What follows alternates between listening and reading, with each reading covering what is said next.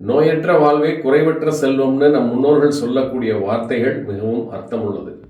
நோய் நொடிகள் இல்லாம, மருந்து மாத்திரைகள் இல்லாம ஒரு ஆரோக்கியமான வாழ்க்கையை நம்மால வாழ முடியுமே ஆனால் அதுவே மிகப்பெரிய ஒரு ஆசீர்வாதமான வாழ்வாகும்.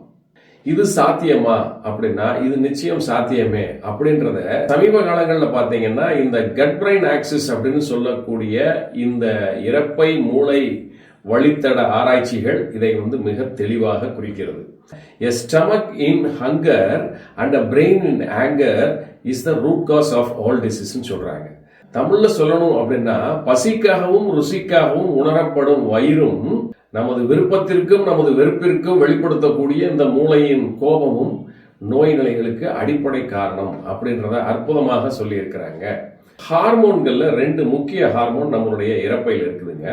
அது பாத்தீங்கன்னா நம்பர் 1 செக்ரீட்டின், நம்பர் 2 பாத்தீங்கன்னா கோலிசிஸ்டோகைனின் அப்படின்னு சொல்லுவோம்.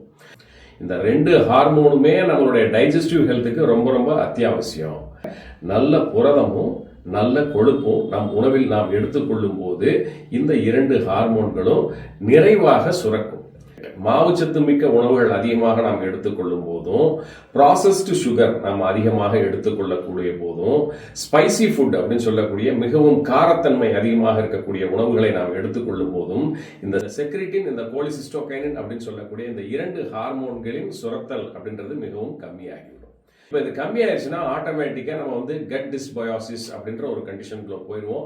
அப்ப இதற்கு தேவை நல்ல ஒரு ப்ரீபயோட்டிக், அதே மாதிரி இதற்கு தேவை நல்ல ஒரு ப்ரோபயோட்டிக். இப்போ ப்ரீபயோட்டிக்ஸ்ல நான் சொன்ன மாதிரி இந்த வெள்ளைப்பூடு, சின்ன வெங்காயம், வாழைப்பழம், இதை 3ஐயும் நீங்க அன்றாடம் சேர்த்துக் கொள்ள வேண்டும். ப்ரோபயோட்டிக்ஸுக்கு அன்றாடம் நீங்கள் மோரையோ, தயிரையோ, கெஃபீரையோ இல்ல யோகர்ட்டையோ அன்றாடம் நீங்க எடுத்துக்கொண்டீங்க அப்படின்னா நல்ல ப்ரோபயோட்டிக்ஸ் உங்களுடைய இரைப்பையில் தங்கும்.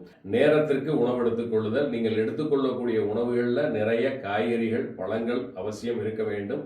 நல்ல புரதத்தையும் நல்ல கொழுப்பையும் உணவில் சேர்த்து கொள்ள வேண்டும்.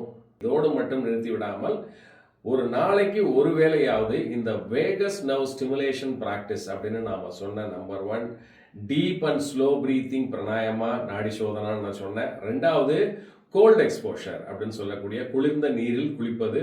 3வதாக பார்த்தீங்கன்னா ஹம்மிங், சிங்கிங் இல்ல ஒரு சாண்டிங் ஆஃப் ஓம். பார்த்தீங்கன்னா regular exercise, mindful meditation and proper social connection. இது இருந்துருச்சுன்னா நிச்சயமாக நீங்க எந்த நோயில எவ்வளவு மோசமான பாதிப்புகள்ல எவ்வளவு மருந்து மாத்திரைகள் எடுத்தாலுமே நிச்சயமாக மீண்டும் நல்லதொரு ஆரோக்கிய நிலைகளில் நீங்கள் நிச்சயமாக வாழ முடியும். மீண்டும் ஒரு நல்ல பதிவில் சந்திக்கின்றேன். நன்றி, வணக்கம்.